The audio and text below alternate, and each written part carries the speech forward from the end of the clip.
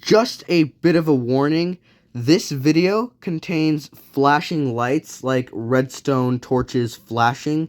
So if you have any sort of sensitivity to like any level of light, then please I advise you not watching this video if you are sensitive to any light. And if you experience epilepsy and that epilepsy turns into a life-threatening condition, stop watching this video immediately and seek medical attention immediately. Anyways, let's get into the video. What is going on, guys? Welcome back to another video. Firesteam14 here.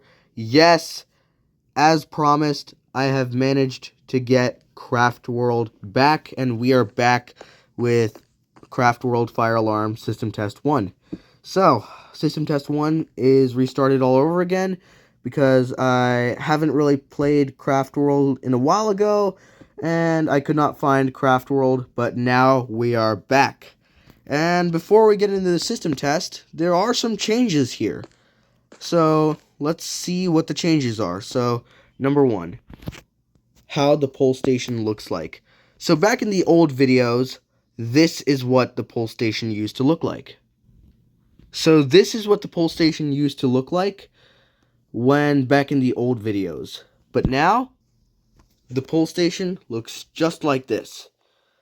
Like a single block with a sign above it. And, of course, a lever. Another change is the color of the sign textures. You see the signs? Like, there are signs here. And notice the color of the textures.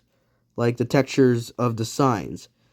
It used to be, like, so, back then, it used to have color. Like, it used to be red, it used to be green with the system normal indicator. The fire indicator used to have a red texture. The system normal indicator used to have a green texture and all that stuff. Those things are gone.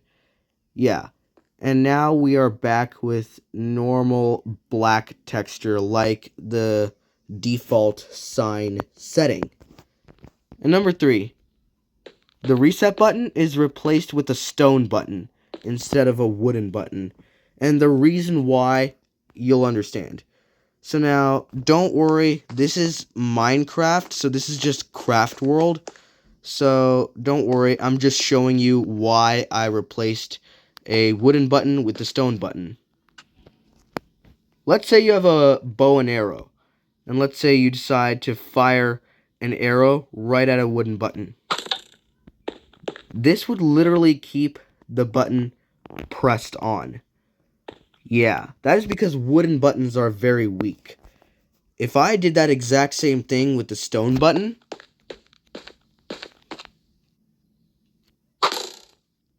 it wouldn't necessarily press. And here's why. So, the reason why I replaced it with the stone button is because if by some chance I had a wooden button, then if I fired an arrow right at the wooden button, then this would keep the system on for reset, like, completely. This means I can't really activate an alarm if the system is constantly resetting itself. And that is because the button keeps the arrow keeps the button pressed. Yeah. So, the arrow keeps the button pressed, like it just did with that button over there.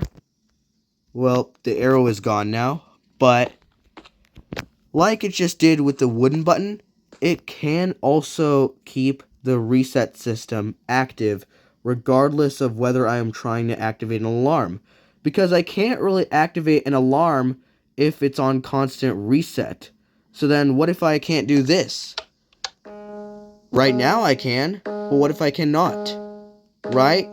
Or the system might be broken and all that stuff if by some chance it's on constant reset. So that is why I replaced the wooden button with the stone button. So that way I can do fire alarm tests and of course do the reset all at the same time.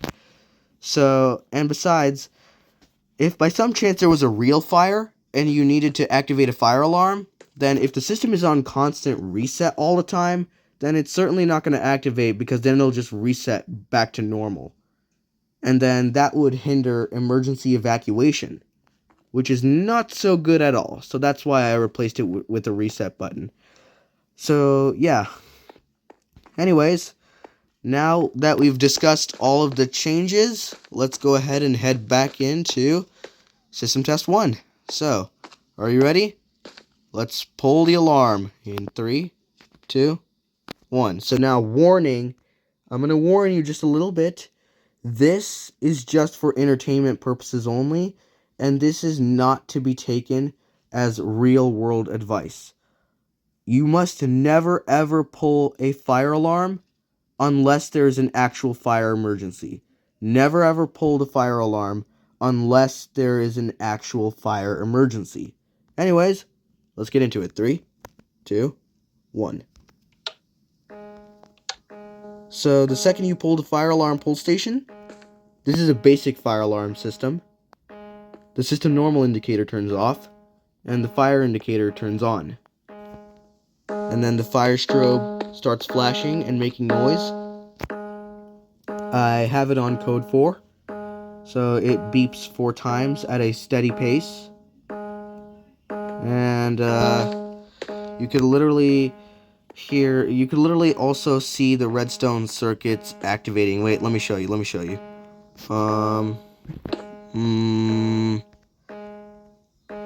me drop down here. If I could even do that. Oh. Yeah, you could see the redstone dust over there. And wait, hang on. Let me try to get a better ground.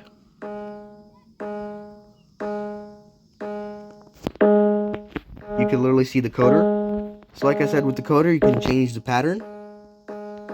Whether you want it on rapid fire noise. Whether you want it on the staying alive noise. This is the standard metronome of CPR, by the way. Whether you want it beating a little bit faster, but a lot slower. Or whether you want full slow. That's your decision. Yeah, and the reset torch is off and the alarm torch is on. I'm probably going to start implementing an elevator fire service feature on that one, by the way. But now, the second we press the reset button, watch what happens. The system turns back into normal. The system normal indicator is on. The fire indicator turns back off. So now here's what happens. So whenever you pull the lever and then leave the lever down, the reset button will not work because this is still down. You gotta reset it back up. And by the way, flipping the lever back up has no effect in stopping the system. Press the reset button. That's common sense. So, anyways, that is going to be it for today's video. I hope you enjoy it, and if you did, have a great day. And remember, stay smart and stay safe.